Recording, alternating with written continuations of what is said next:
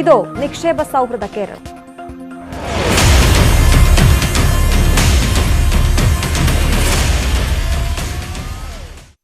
കിറ്റക്സ് ഉന്നയിച്ച പ്രശ്നങ്ങൾ ചർച്ച ചെയ്യാൻ മന്ത്രിമാരുടെ നേതൃത്വത്തിൽ ഉദ്യോഗസ്ഥതല ചർച്ച നാളെ. ചർച്ച സംബന്ധിച്ച ഔദ്യോഗിക അറിയിപ്പുകളൊന്നും ലഭിച്ചിട്ടില്ലെന്ന് Kitex MD Sabu M Jacob പറഞ്ഞു. കമ്പനിക്കെതിരായ പ്രചരണത്തെ ശക്തമായി പ്രതിരോധിക്കാനാണ് കിറ്റക്സിന്റെ തീരുമാനം. സേവ് കിറ്റക്സ് ക്യാമ്പയിനുമായി സ്ഥാപനത്തിലെ ജീവനക്കാരും മാനേജ്മെന്റിനെ പിന്തുണച്ച് രംഗത്തിറങ്ങും.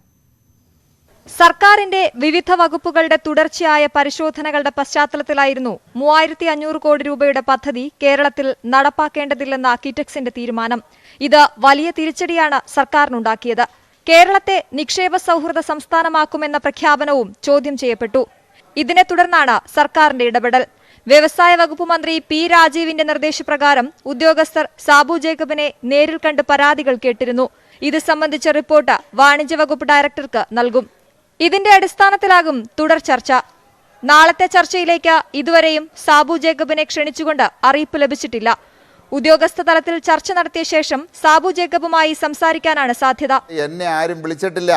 ഇത് മുഖ്യമന്ത്രി വിളിക്കേണ്ട കാര്യങ്ങളൊന്നുമില്ല.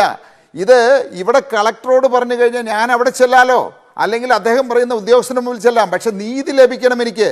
എൻ്റെ പേരിൽ ആരോപിച്ചിരിക്കുന്ന 73 കുറ്റങ്ങളുണ്ട്.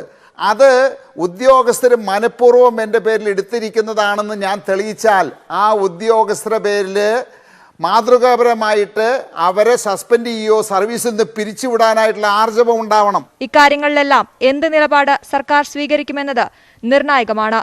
News 18 Kochi. Kitex MD Sabu M ജേക്കബിനെ വീണ്ടും വിമർശിച്ച വ്യവസായ മന്ത്രി P. രാജീവ് സോഷ്യൽ മീഡിയ വഴിയുള്ള പ്രതികരണം ഒഴിവാക്കേണ്ടതായിരുന്നു. സാബു ജേക്കബിന്റെ പ്രതികരണം നാടിനെയാകെ അപകീർത്തിപ്പെടുത്തുന്ന രീതിയിലാണ്. നാളെ നടക്കുന്ന ചർച്ചയിൽ പ്രശ്നപരിഹാരമുണ്ടാക്കാൻ കഴിയുമെന്നാണ് പ്രതീക്ഷ. മിന്നൽ പരിശോധന വേണ്ടെന്നാണ് സർക്കാർ നിലപാട്. ഉദ്യോഗസ്ഥരുടെ ഭാഗത്ത് വീഴ്ചയുണ്ടായിട്ടുണ്ടെങ്കിൽ നടപടിയെടുക്കുമെന്നും P. രാജീവ് ന്യൂസ് 18നോട് പറഞ്ഞു.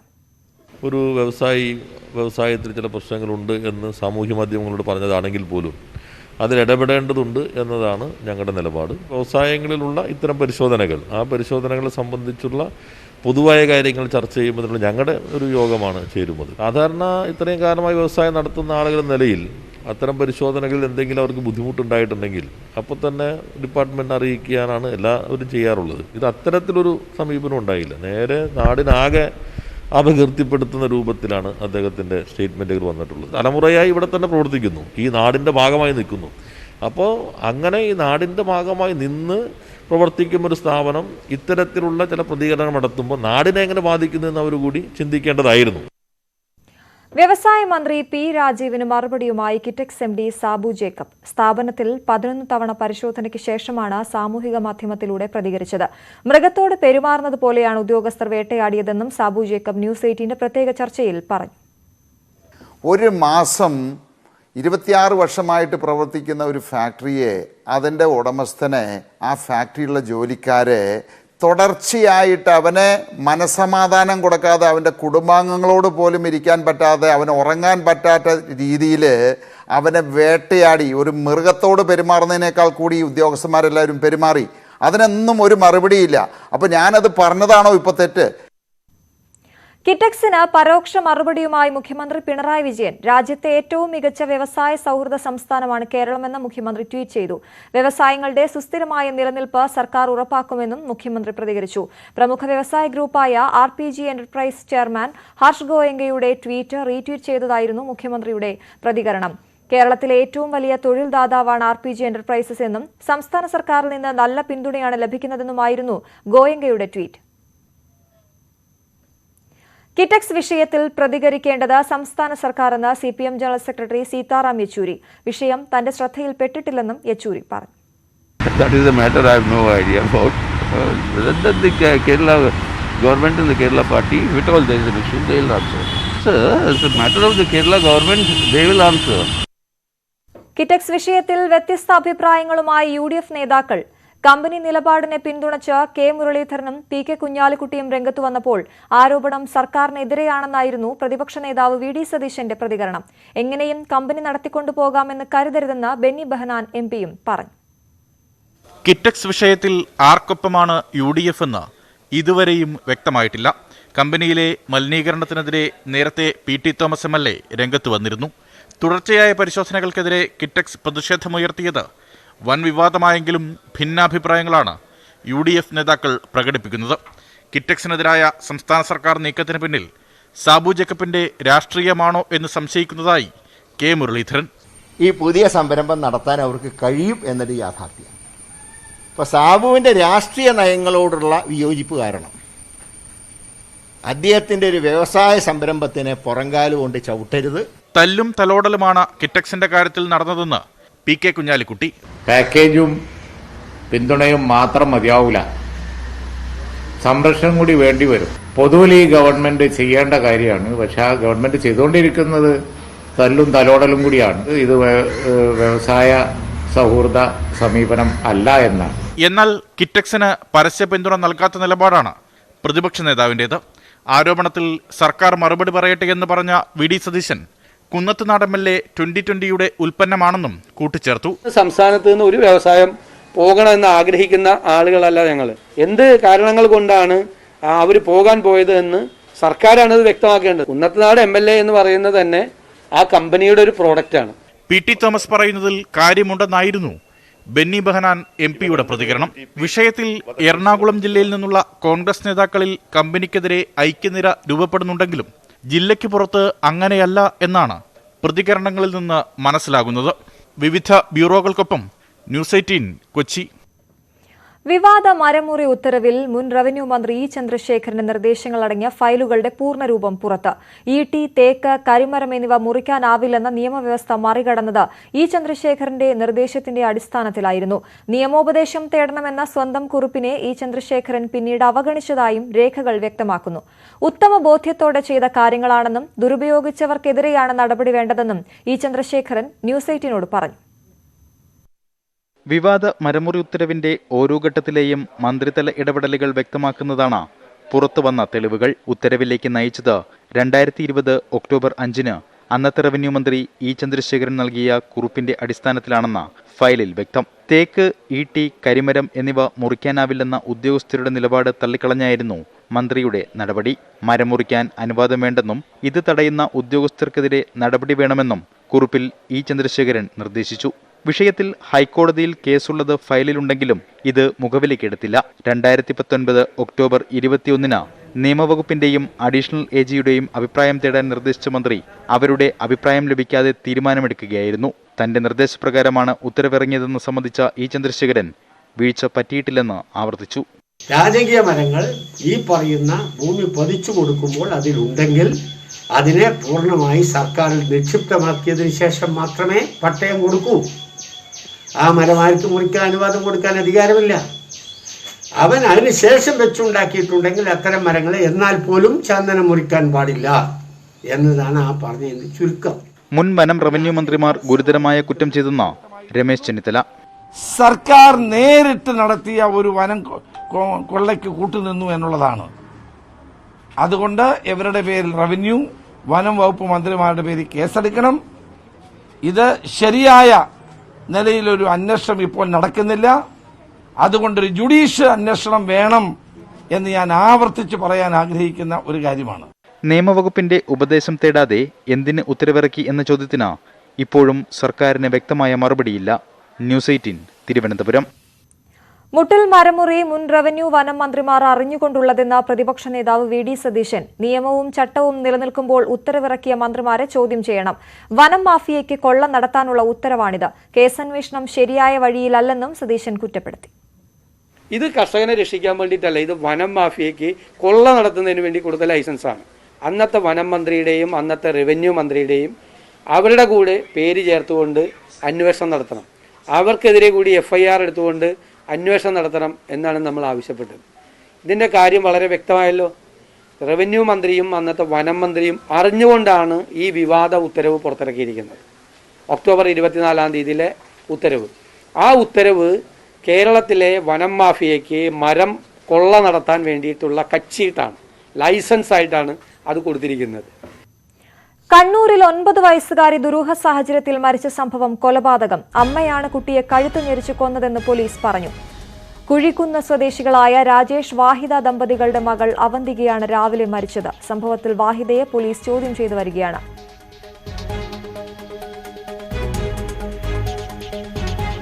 കൂടുതൽ വിവരങ്ങളുമായി കണ്ണൂരിൽ നിന്ന് മനു ഭാരത് ചേരുന്നു. മനു, പോലീസ് എന്താണ് സംഭവത്തെക്കുറിച്ച് പറയുന്നത്?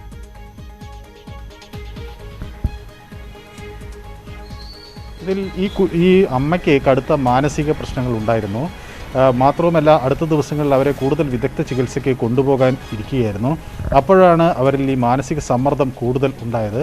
കഴിഞ്ഞ ദിവസം രാത്രി അച്ഛൻ വീട്ടിലുണ്ടായിരുന്നില്ല. രാവിലെയാണ് ഈ അമ്മ കുട്ടിയെ കൊലപ്പെടുത്തിയത്. ഇന്ന് രാവിലെയാണ് കുട്ടിയെ കൊലപ്പെടുത്തിയത് എന്നാണ് മനസ്സിലാക്കുന്നത്. കഴുത്ത് ഞെരിക്കുകയാണ് ചെയ്തത്. അച്ഛൻ വീട്ടിലെത്തിയതിന് ശേഷമാണ് ഈ വാതിൽ പൊളിച്ചാണ് അബോധാവസ്ഥയിലുണ്ടായത്. ഇവർ രണ്ടുപേരും വീട്ടിനകത്ത് വാതിലടച്ചിട്ട് നിലയിലായിരുന്നു.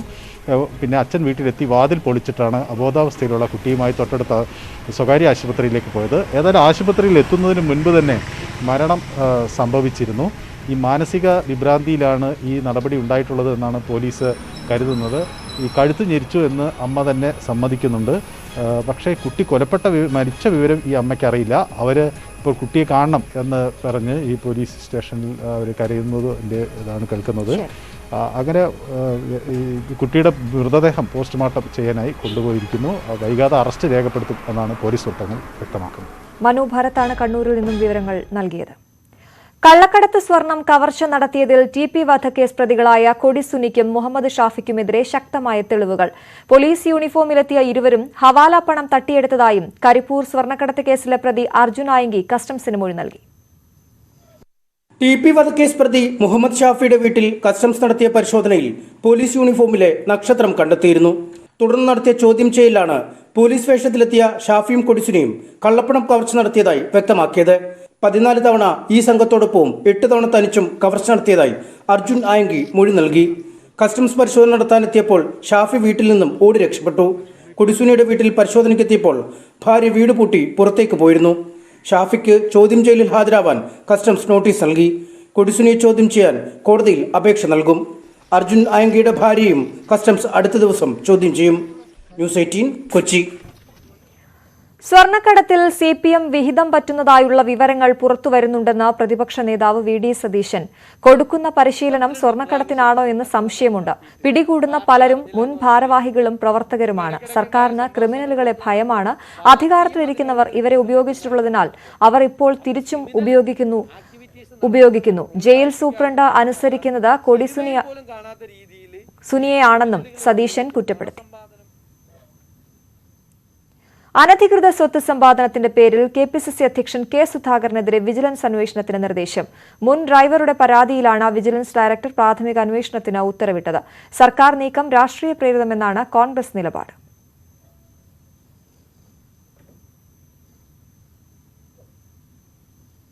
BJP സംസ്ഥാന അധ്യക്ഷൻ K സുരേന്ദ്രൻ CK ജാനുവിന് കോഴ നൽകിയെന്ന പരാതിയിൽ ക്രൈംബ്രാഞ്ച് അന്വേഷണ സംഘത്തിന്റെ മൊഴിയെടുപ്പ് തുടരുന്നു. ഈ മാസം 8-നും 9-നുമായി മൊഴിയെടുപ്പിന് ഹാജരാകാൻ BJP സംഘടനാ ജനറൽ സെക്രട്ടറി M ഗണേഷിനും മേഖലാ ചുമതലയുള്ള സെക്രട്ടറി T സുരേഷിനും ക്രൈംബ്രാഞ്ച് നോട്ടീസ് നൽകി.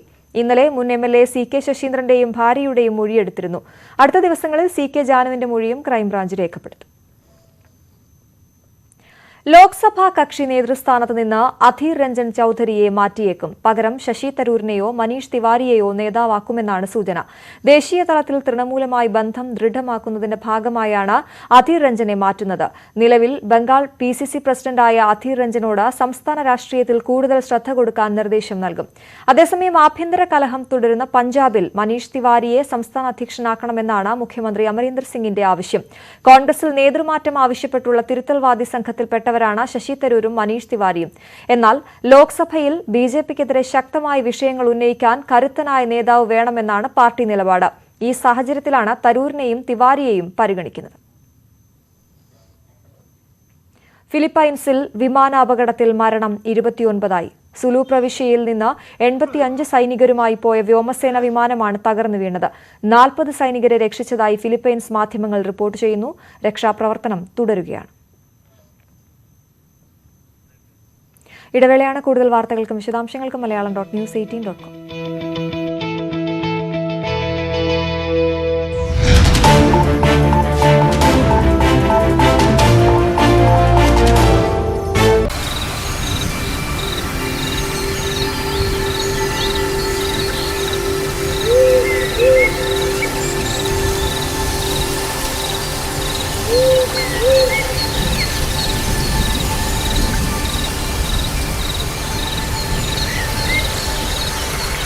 തയ്യാറാക്കിയ ഓൺലൈൻ സംവിധാനത്തിൽ പരിമിതികളുണ്ടെന്ന് വിദഗ്ധർ. രോഗിയുടെ മേൽവിലാസം ഉൾപ്പെടെ രേഖപ്പെടുത്തിയാലേ നിലവിൽ മരണം റിപ്പോർട്ട് ചെയ്യാനാകൂ. ഈ നടപടിക്രമങ്ങൾ ലഘൂകരിക്കണമെന്നാണ് ആവശ്യം. ജൂൺ 16 മുതലാണ് സംസ്ഥാനത്ത് ഓൺലൈനായി കോവിഡ് മരണങ്ങൾ രേഖപ്പെടുത്തി തുടങ്ങിയത്. ആശുപത്രികളിൽ വെച്ചുള്ള മരണങ്ങൾ ചികിത്സിച്ച ഡോക്ടർമാർ തന്നെ വെബ് പോർട്ടലിൽ അപ്ലോഡ് ചെയ്യണം. മരിച്ചയാളുടെ മേൽവിലാസം, തദ്ദേശ സ്ഥാപനം തുടങ്ങിയ വിവരങ്ങൾ രേഖപ്പെടുത്തിയാൽ മാത്രമേ മരണം വെബ് പോർട്ടലിൽ റിപ്പോർട്ട് ചെയ്യാനാവൂ. എന്നാൽ മരണം വർദ്ധിക്കുമ്പോൾ 24 മണിക്കൂറിനുള്ളിൽ ഈ വിവരങ്ങൾ നൽകാൻ പലപ്പോഴും ഡോക്ടർമാർ ബുദ്ധിമുട്ട് നേരിടുന്നുണ്ട്. ഇത് ചില മരണങ്ങളെങ്കിലും റിപ്പോർട്ട് ചെയ്യപ്പെടാതെ പോകാൻ ഇടയായേക്കുമെന്നാണ് ആശങ്ക. പലപ്പോഴും ദൂരെ സ്ഥലങ്ങളിൽ നിന്ന് മെഡിക്കൽ കോളേജിലേക്കൊക്കെ റെഫർ ചെയ്യപ്പെടുന്ന രോഗി മരിക്കുമ്പോൾ പെട്ടെന്ന് ബോഡി കൊണ്ടുപോവുകയും ഈ ഡീറ്റെയിൽസ് ആശുപത്രി അധികൃതർ കളക്ട് ചെയ്യാതിരിക്കുകയും ഉണ്ടാവുന്നുണ്ട്. അതുകൊണ്ട് ചിലപ്പോൾ ഈ റിപ്പോർട്ടിംഗ്, ഓൺലൈൻ റിപ്പോർട്ടിംഗ് ആണെങ്കിൽ പോലും വൈകുന്ന ഒരു സ്ഥിതി ഇപ്പോൾ കണ്ടുവരുന്നുണ്ട്. ഓൺലൈൻ റിപ്പോർട്ടിംഗ് ആരംഭിച്ച കഴിഞ്ഞ 16 മുതൽ ഈ മാസം 1 വരെ 1616 മരണങ്ങളാണ് സ്ഥിരീകരിച്ചത്. ഇക്കാലയളവിലെ രോഗബാധയുമായി താരതമ്യം ചെയ്യുമ്പോൾ 1% മരണനിരക്ക്. അതേസമയം ജൂൺ 1 മുതൽ 16 വരെ മരണം 2646, മരണനിരക്ക് 1.22%. ഇനി 2 ആഴ്ചയെങ്കിലും കഴിഞ്ഞാലേ ഓൺലൈൻ സംവിധാനത്തിലെ കൃത്യത അറിയാനാകൂ എന്നാണ് വിദഗ്ധാഭിപ്രായം. ന്യൂസ് 18 തിരുവനന്തപുരം. കോവിഡ് മരണക്കണക്കിൽ വിശദീകരണവുമായി ആരോഗ്യമന്ത്രി വീണ ജോർജ്. കോവിഡ് മരണങ്ങൾ കൃത്യമായും സുതാര്യമായും രേഖപ്പെടുത്തണമെന്നാണ് സർക്കാർ നിലപാട്. അതത് ദിവസത്തെ മരണക്കണക്ക് പ്രസിദ്ധീകരിച്ചു തുടങ്ങി. മുൻപത്തെ മരണങ്ങളിൽ പരാതികളോ വീഴ്ചകളോ ഉണ്ടെങ്കിൽ 3 ദിവസത്തിനകം കൂട്ടിച്ചേർക്കാൻ നിർദ്ദേശം നൽകിയിട്ടുണ്ട്. ജില്ലാതലത്തിൽ തന്നെ പരാതികൾ പരിഹരിക്കും. ജനങ്ങൾക്ക് സഹായം ലഭിക്കണമെന്നാണ് നിലപാടെന്നും മന്ത്രി പറഞ്ഞു. സർക്കാർ ആരോഗ്യവകുപ്പ് ആലോചിക്കുന്നത് അതിന്റെ ഭാഗമായിട്ടാണ് റിയൽ ടൈം എൻട്രി വന്നത്. ഈ റിയൽ ടൈം എൻട്രി മരണത്തിന്റെ ഇതിൽ വന്നത് അതുകൊണ്ടാണ്. കർണാടകയിൽ ലോക്ഡൌണിൽ കൂടുതൽ ഇളവുകൾ പ്രഖ്യാപിച്ചു. തിങ്കളാഴ്ച മുതൽ ആരാധനാലയങ്ങളിൽ ഭക്തർക്ക് പ്രവേശനം അനുവദിച്ചു.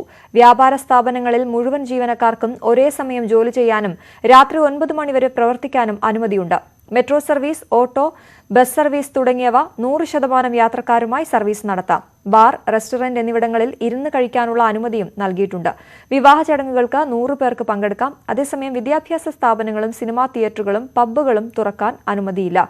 ഉയർന്ന TPR ഉള്ള കുടക് ജില്ലയിൽ ഇളവുകൾ ബാധകമല്ല. 3 മാസത്തെ ഇടവേളയ്ക്ക് ശേഷമാണ് കർണാടകയിൽ ഇളവുകൾ പ്രഖ്യാപിക്കുന്നത്. പാർട്ടി നോമിനിയായി PSC അംഗത്വം നൽകാൻ 40 ലക്ഷം രൂപ കോഴ വാങ്ങാൻ INL സംസ്ഥാന സെക്രട്ടേറിയറ്റ് തീരുമാനിച്ചുവെന്ന വെളിപ്പെടുത്തൽ. പുതുതായി PSC അംഗമായി നിയമിക്കപ്പെട്ട അബ്ദുസമദിൽ നിന്ന് 20 ലക്ഷം രൂപ ഇതിനകം വാങ്ങിയെന്നും INL സംസ്ഥാന സെക്രട്ടറി EC മുഹമ്മദ് വെളിപ്പെടുത്തി. ആരോപണം അടിസ്ഥാനരഹിതമാണെന്നാണ് INL ജനറൽ സെക്രട്ടറി കാസിം ഇരിക്കൂറിന്റെ പ്രതികരണം. കോഴിക്കോട് സ്വദേശിയായ സ്കൂൾ അധ്യാപകൻ അബ്ദുസമദാണ് INL നോമിനിയായി PSC അംഗമായത്. സ്ഥാനത്തിനായി അബ്ദുസമദിൽ നിന്ന് 40 ലക്ഷം രൂപ കോഴ വാങ്ങാൻ INL സംസ്ഥാന സെക്രട്ടേറിയറ്റ് തീരുമാനിച്ചെന്നാണ് സെക്രട്ടേറിയറ്റ് അംഗം EC മുഹമ്മദിന്റെ വെളിപ്പെടുത്തൽ. 20 ലക്ഷം രൂപ ഇതിനകം പാർട്ടിക്ക് നൽകി. ബാക്കി തുക ഘട്ടം ഘട്ടമായി വാങ്ങും. ഇതാണ് തീരുമാനം. പാർട്ടി പ്രസിഡന്റും ജനറൽ സെക്രട്ടറിയും മന്ത്രിയും ഉൾപ്പെടെയുള്ള സമിതിയെ ഇതിനായി സെക്രട്ടേറിയറ്റ് ചുമതലപ്പെടുത്തിയെന്നും EC മുഹമ്മദ് ആരോപിച്ചു. 40 ലക്ഷം രൂപ ആര് തരുന്ന അവർക്കാണ് കൊടുക്കും. ഞാൻ അതിന് വേണ്ടിയിട്ട് സംസ്ഥാനത്തെ president, secretary, vice president, treasurer 5 അംഗങ്ങളെ ചുമതലപ്പെടുത്തി. അഖിലേന്ത്യാ സെക്രട്ടറി, ഇപ്പോഴത്തെ മന്ത്രി അടക്കമുള്ള ആളുകൾ ചുമതലപ്പെടുത്തി. അങ്ങനെ അവർ 20 ലക്ഷം രൂപ അഡ്വാൻസ് ആയി വാങ്ങി 20 ലക്ഷം രൂപ ഇയാളെ ശമ്പളത്തിൽ നിന്ന് മാസാന്തം ഭർത്തിയാക്കാനുള്ള തീരുമാനമെടുത്തു. കോഴ വാങ്ങാനുള്ള തീരുമാനത്തെ താൻ യോഗത്തിൽ എതിർത്തെങ്കിലും അംഗീകരിക്കപ്പെട്ടില്ല. അപ്പൊ ഞങ്ങൾ പറഞ്ഞു സെക്രട്ടേറിയറ്റ് അംഗം MK അബ്ദുൽ അസീസിന് ഈ പോസ്റ്റ് കൊടുക്കണമെന്ന് പറഞ്ഞു. കാസർഗോഡുള്ള ഒരു അഖിലേന്ത്യാ വൈസ് പ്രസിഡന്റ് ആയ ഒരാളുണ്ട്,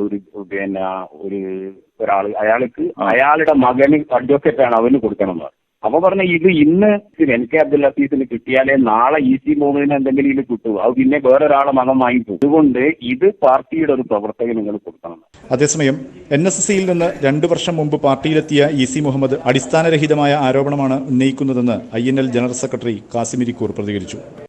ഏതെങ്കിലും പോസ്റ്റിങ്ങിന് അല്ലെങ്കിൽ മറ്റ് സ്ഥാനമാനങ്ങൾക്ക് വേണ്ടി കോഴ വാങ്ങുക, പണം വാങ്ങുക എന്നുള്ളത് INL സംസ്കാരമല്ല. അതിനെക്കുറിച്ച് ചിന്തിക്കാൻ പോലും പാർട്ടിയിൽ സാധ്യമല്ല. പിന്നീടല്ലേ ഒരു ഭരണഘടനാ പോസ്റ്റായ PSCക്ക് വേണ്ടി ഞങ്ങൾ കോഴ വാങ്ങുക എന്നുള്ളത്. കഴിഞ്ഞ ദിവസം ചേർന്ന INL സംസ്ഥാന പ്രവർത്തക സമിതിയിൽ നേതാക്കൾ ചേരിതിരിഞ്ഞ് വാക്പോരുണ്ടായിരുന്നു. ഇതിന് പിന്നാലെയാണ് പാർട്ടിക്കുള്ളിൽ നിന്ന് തന്നെ അഴിമതി ആരോപണമുയർന്നത്. മുഹമ്മദ് ഷഹീദ്, ന്യൂസ് 18 കോഴിക്കോട്.